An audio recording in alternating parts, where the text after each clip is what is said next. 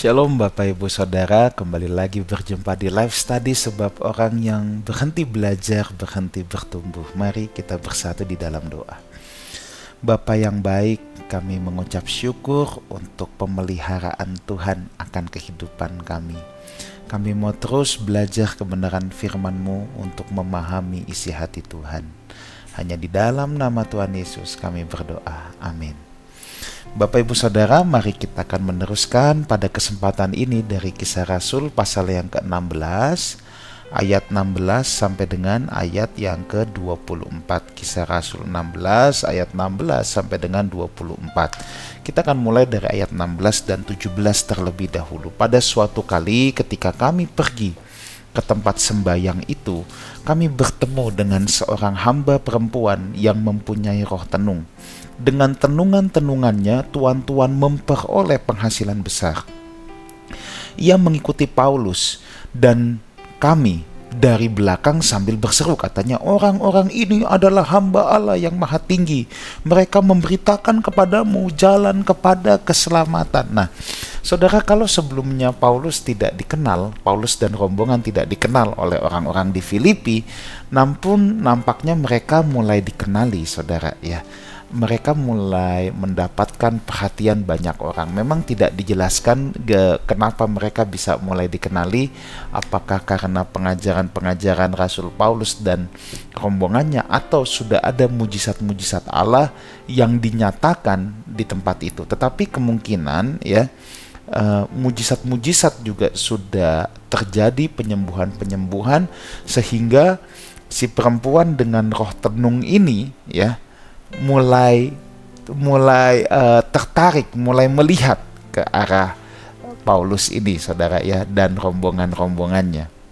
Tetapi bisa juga karena pemberitaannya yang mulai tersebar, banyak orang mulai tertarik, jadi si roh tenung ini juga, atau perempuan dengan roh tenung ini mulai memperhatikan ya. Nah, di sini dikatakan ada seorang perempuan yang punya roh tenung. Ya, kalau zaman sekarang mungkin ini dikatakan orang pintar, saudara ya.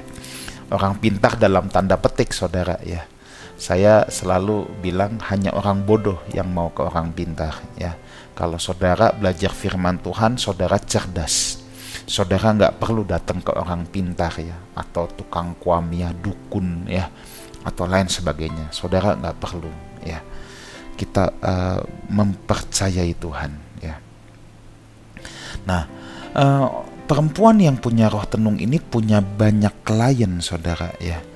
Punya banyak klien dari orang-orang kaya yang pada saat itu, dan perempuan itu memperoleh banyak uang tentunya dari tenungan-tenungan. Jadi ini orang pintar dalam tanda petik ya, saudara. Kalau saya katakan di sini orang pintar ini sekarang mungkin paranormal lah ya. Nah, perempuan paranormal ini tentunya cukup terkenal, kliennya banyak, klien besar-besar ya. Wah, nganggep dia sakti, hebat nih. Dan tentunya dia juga banyak uang dari klien-kliennya itu ya. Nah, kita tidak jelas di sini kenapa tukang tenung itu datang ke rumah sembayang orang Yahudi ya. Apakah dia sengaja datang untuk bertemu Paulus atau bertemu di sekitar rumah sembayang itu. Tetapi yang jelas ia mencari Paulus dan rombongan, sebab mereka sudah mulai memiliki popularitas ya. Perempuan ini paranormal yang terkenal di kota itu ya, yang kliennya banyak ini juga mulai mengenali Paulus ya. Nah, bagaimana dikenalnya sekali lagi tidak dicatat dalam Kisah Para Rasul, tapi ada satu hal penting yang kita bisa pelajari di sini. Ini penting sekali, saudara. Yaitu apa? Gini. Isi teriakan perempuan ini benar. Perempuan ini bilang, kok ini hamba-hamba Allah yang maha tinggi. Waduh. Ya, mereka memberitakan kepadamu jalan keselamatan. Isi teriakannya betul nggak?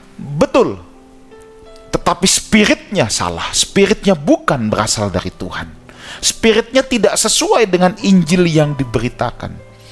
Makanya kalau cuma mengaku Yesus Tuhan jalan keselamatan, aduh, setan juga tahu, asli deh. Setan juga tahu. Tetapi apakah kita memiliki spirit Kristus atau tidak? Ini yang lebih penting. Jadi teriakan yang benar harus diikuti oleh spirit yang benar. Kalau cuman mengaku-ngaku Yesus Tuhan, iblis juga tahu, saudara. Iblis juga tahu akan hal itu. Kita nggak perlu meragukan hal tersebut. Iblis pun tahu.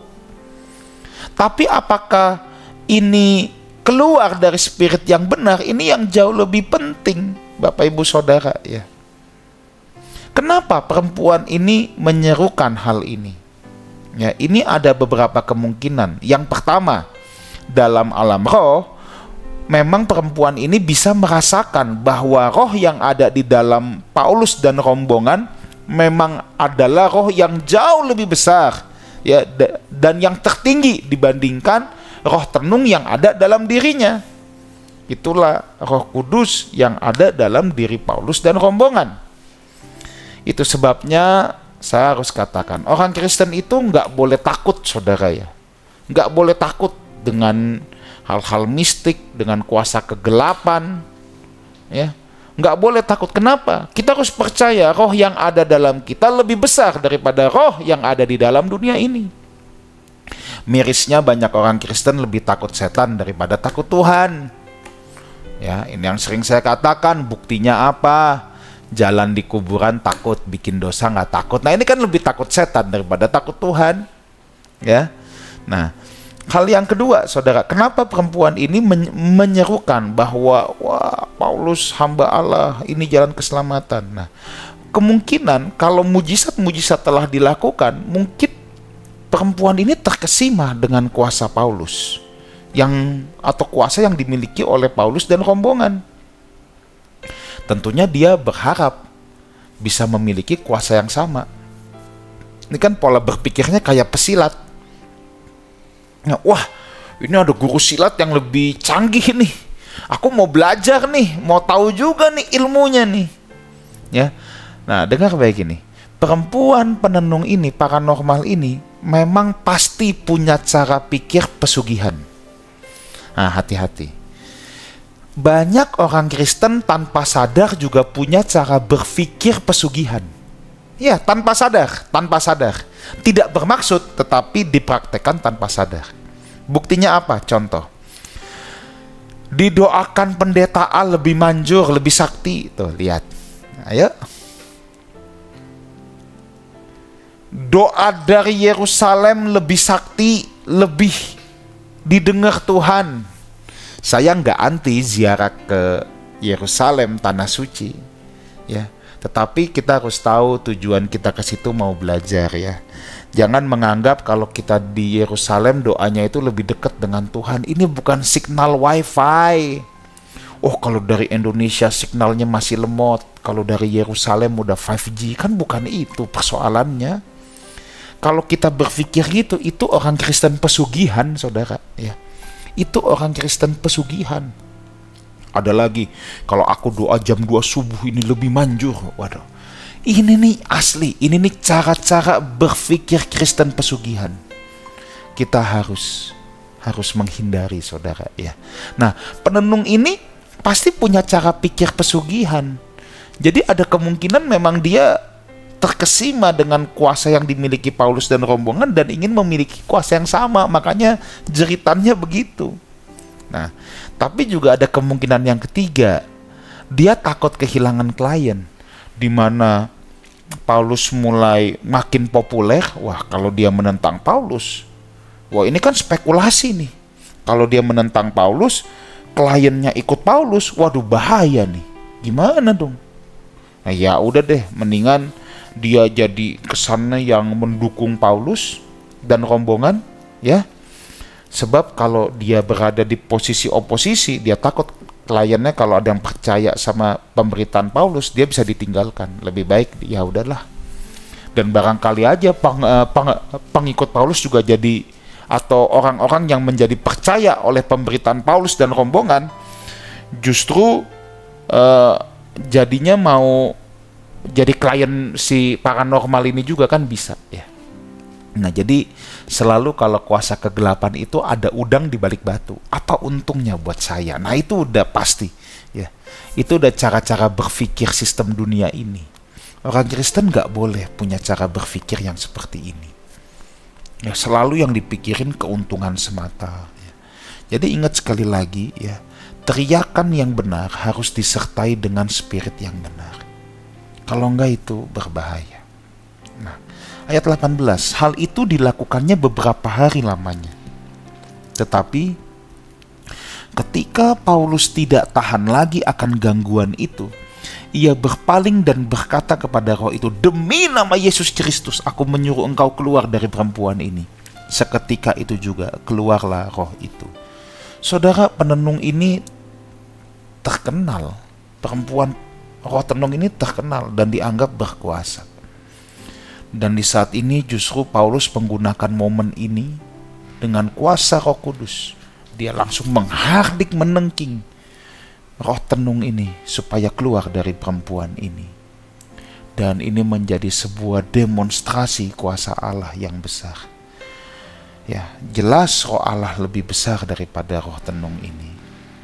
Roh tenung ini harus tunduk total kepada roh Allah yang ada di dalam Paulus.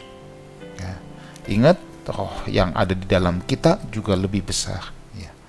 Roh yang ada di dalam Paulus dan rombongan pada saat itu, Roh Kudus yang sama juga ada di dalam diri Bapak, Ibu, dan Saudara. Nggak ada bedanya. Cuman apakah hidup kita mau menjadi wadah seperti Paulus dan rombongan untuk Roh Kudus berkarya lewat hidup mereka. Nah, apakah kita mau menyediakan hidup kita menjadi wadah, ya, menjadi wadah supaya Roh Kudus juga berkarya di dalam kehidupan kita. Ini yang penting, Bapak, Ibu, Saudara. Ya. Nah, roh tenung ini tunduk total pasti kepada Roh Kudus yang ada di dalam Rasul Paulus. Paulus terganggu, kalau kita lihat di sini, apa artinya terganggu? Ya, bukankah teriakannya mengendorse, mendukung? Wah, ini kalau zaman sekarang di-endorse nih. Perempuan ini kan juga terkenal, harusnya Paulus seneng dong di-endorse. Kapan lagi di-endorse? Ini orang terkenal yang endorse loh. Ya. Nah, Paulus terganggu. Mungkin Paulus melihat begitu banyak orang yang tertipu oleh kuasa kegelapan. Ya. Dan yang pasti sebagai hamba Allah yang berintegritas, Paulus sangat terganggu, ya, dengan kuasa gelap yang mau ikut campur dalam pekerjaan Tuhan. Jelas Paulus terganggu. Apa-apaan ini?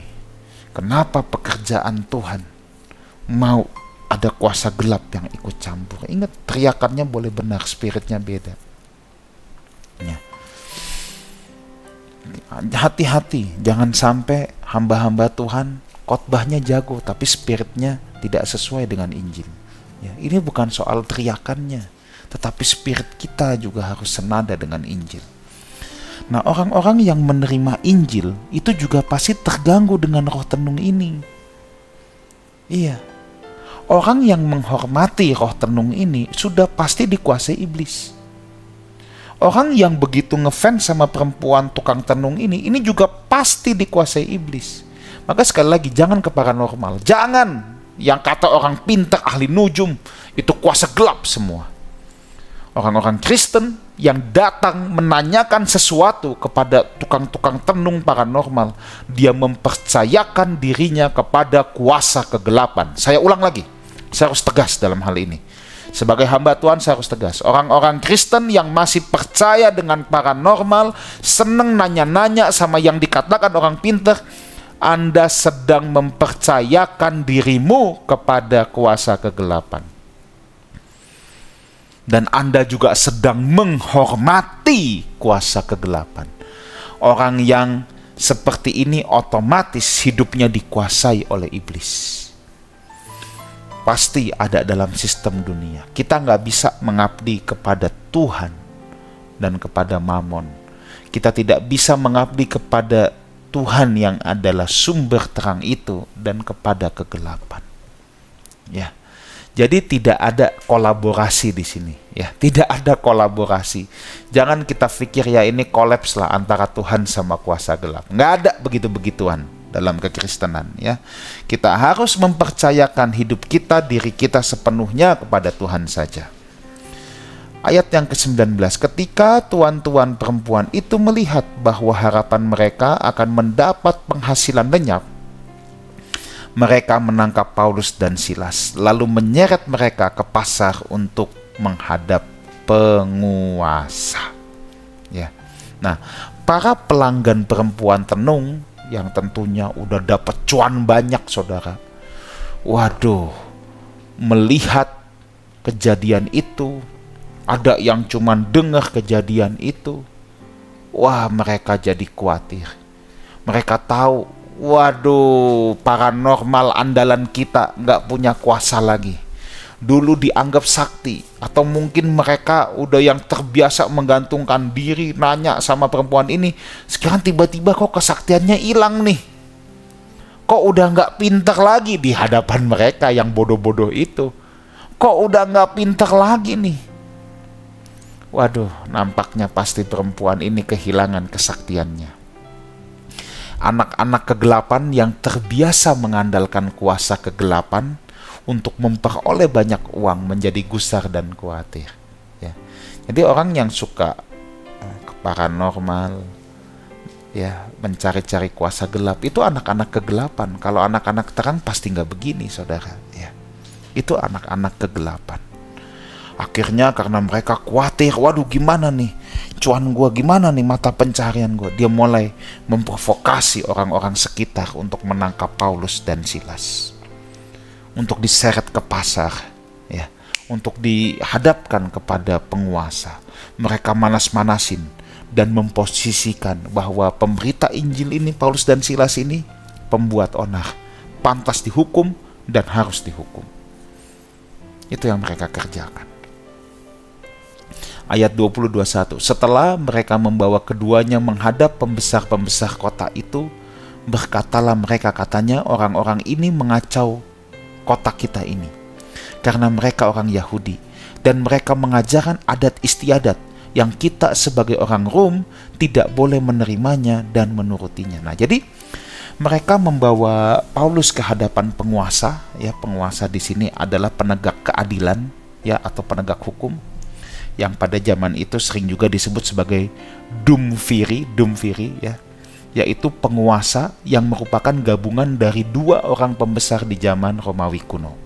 Nah, pembesar itu biasanya juga dikenal dengan kata praetor, itu terdiri, ya, dari penguasa pasukan dan hakim. Nah, jadi pembesar itu adalah, atau penguasa itu penegak keadilan, hakim, ya, dan juga orang yang pegang pasukan, kepala tentara Romawi, ya, mungkin kalau zaman sekarang pangdamnya gitu, ya. Ini kan wilayah jajahan Romawi, orang yang tertinggi pegang pasukan. Tuduhan yang diberikan kepada Paulus dan Silas juga lucu, saudara. Mereka kan cari-cari kesalahan kan, ini apa nih kesalahannya nih? Wah, dia ketemu kesalahannya nih orang Yahudi. Kita fitnah aja mereka, bilang, masa kita orang-orang Roma disuruh ikutin adat istiadat Yahudi yang bertentangan dengan kita. Difitnah. Padahal saudara tahu sendiri, Paulus ini yang menentang keras ketika ada pengajar-pengajar Yahudi yang memaksakan hukum Musa, adat istiadat Yahudi untuk dikerjakan kepada orang-orang non-Yahudi. Tapi Paulus difitnahkan akan hal itu. Wah, ini menyakitkan, saudara. Ini menyakitkan sekali. Ya. Nah, jadi mereka dicela, dicari penyakit karena mereka adalah orang Yahudi. Nah, padahal orang-orang Yahudi sendiri kan selalu menganiaya Paulus dengan kejam. Ya. Dituduh sebagai pengacau karena mereka dianggap membawa benih perselisihan. Saudara, sebenarnya kita tidak perlu heran dalam hal ini. Karena memang ciri utama dari pelayanan kerasulan adalah membongkar paradigma yang lama, membongkar dasar yang lama. Ini juga terjadi di Efesus kan, dalam Kisah Rasul pasal yang ke-19. Bagaimana Paulus berhadapan dengan jemaat di Efesus. Dalam catatan sejarah gereja, Rasul Yohanes juga pernah berkonfrontasi di kota Efesus dengan kuil Dewi Artemis, saudara. Ya. Nah, jadi Pelayanan kerasulan itu memang membongkar dasar yang lama. Itu sebabnya dalam 1 Korintus 3 ayat yang ke-10 Paulus juga menyatakan dia ahli bangunan yang cakap meletakkan dasar. Nah, pelayanan kerasulan itu memang pelayanan yang meletakkan dasar. Dasar-dasar yang lama itu disingkirkan dulu. Lalu Paulus mulai meletakkan dasar yang baru. Ya, dasar iman yang baru, dasar kehidupan yang baru. Itulah yang dikerjakan oleh pelayanan kerasulan. Dan kita bisa lihat di sini, ya, seorang pelayan Tuhan harus seperti Paulus, saudara. Paulus yang dengan tulus memberitakan Injil. Dia menentang orang Yahudi, pengajar Yahudi yang memaksakan hukum-hukum adat istiadat kepada orang-orang non-Yahudi. Sekarang dia difitnahkan loh dengan tuduhan ini. Bagaimana perasaan Paulus? Paulus gak komplain sama Tuhan. Dia tahu inilah pemberita Injil. Ketika kita difitnah, bagaimana kita bisa tetap tenang? Bagaimana ketika kita difitnah, fokus kita tuh bukan Tuhan kenapa begini, kenapa begitu, kenapa begini, kenapa begitu. Ini sudah harga yang harus dibayar oleh pemberita Injil. Ya. Kalau kita sebagai pengajar kebenaran, pengajar Alkitab, kadangkala kita bisa disalahartikan sama orang. Kita bisa disalah sangka. Enggak apa-apa, saudara. Kita enggak perlu melakukan apa yang namanya pembelaan diri. Enggak perlu. Sama sekali enggak perlu. Belajar dari Rasul Paulus. Ketika dia dituduhkan, ya, oleh hal yang sebenarnya tidak benar, tetapi dia tetap tenang, dia tetap konsisten saja. Ya. Dia tetap tenang dalam jalan-jalan Tuhan. Nah, ayat 22-24 ya, sebagai penutup. Juga orang banyak bangkit menentang mereka. Lalu pembesar-pembesar kota itu menyuruh mengoyakkan pakaian dari tubuh mereka dan mendera mereka. Setelah mereka berkali-kali didera, mereka dilemparkan ke dalam penjara. Kepala penjara diperintahkan untuk menjaga mereka dengan sungguh-sungguh. Sesuai dengan perintah itu, kepala penjara memasukkan mereka ke ruang penjara yang paling tengah dan membelenggu kaki mereka dengan pasungan yang kuat. Dengan mengizinkan menganiaya Paulus dan Silas, secara tidak langsung para pembesar menyetujui dan mengiyakan bahwa Paulus dan Silas memang bersalah, sehingga semakin memprovokasi banyak orang saat itu untuk melawan mereka. Inilah yang dimaksud Paulus dalam 1 Tesalonika 2 ayat 2, bahwa ia telah dianiaya dan dihina di kota Filipi. Bahkan Paulus dikatakan di sini, ya, para pembesar itu suruh algojo, bukan hanya untuk menyiksa, mendera, ya, ini pasti dipukulin, digebukin, dianiaya, saudara. Mereka juga dimasukkan di penjara paling tengah. Ini ruang bawah tanah. Mungkin kalau zaman sekarang sel tikus. Jadi mereka ini nggak ada salah kan, tetapi mereka diperlakukan ibarat zaman sekarang, dianggap teroris paling berbahaya, paling berat yang udah membunuh banyak orang. Bayangin, saudara, ini bukan di penjara biasa, di sel paling tengah itu di bawah tanah, saudara. Ini nih penjara yang sangat terisolasi. Ya kalau zaman sekarang sel tikus, udah dicemplungin ke sel tikus masih nggak cukup, dipasung kaki mereka, tangan mereka dipasung. Tahu dipasung ya? Orang dalam penjara aja udah nggak diborgol loh. Iya kan? Orang diborgol pas ditangkap, kalau dalam penjara mah udah nggak diborgol. Ini udah ditaruh sel tikus, kakinya dipasung, saudara. Ini benar-benar kejam. Ini penghinaan luar biasa. Ini penganiayaan yang luar biasa. Beginilah hamba Allah kadangkala harus membayar hidupnya, saudara. Orang yang mau jadi pemberita Injil, hidupnya wakaf untuk Tuhan. Kalau hal ini diizinkan menimpa diri Rasul Paulus, diri pemberita Injil, kita harus rela. Kita harus rela, saudara. Ya. Yang penting kita tetap fokus melayani majikan kita yang agung, Tuhan Yesus. Fokus seorang pemberita Injil itu bukan jadi sukses. secara dunia. Mereka tidak dipanggil untuk banyak harta, tapi mereka dipanggil untuk dengan setia melayani Sang Raja, Tuhan Yesus Kristus. Itu sebabnya kita telah belajar ya pada kesempatan ini, bagaimana orang percaya tidak hanya dipanggil untuk hidup diberkati secara materi, tetapi orang percaya juga dipanggil untuk setia kepada Kristus sampai titik darah penghabisan, mempercayai Kristus dalam segala keadaan dan dalam segala perkara. Tuhan Yesus menyertai kita semua. Amin. Mari kita berdoa. Meteraikan kebenaran firman-Mu ini dalam lubuk hati anak-anak-Mu yang paling dalam. Berikan kami kuasa untuk menghidupinya. Demi nama Tuhan Yesus kami berdoa. Amin. Saudaraku, sampai jumpa di live study yang akan datang, sebab orang yang berhenti belajar berhenti bertumbuh. God bless you.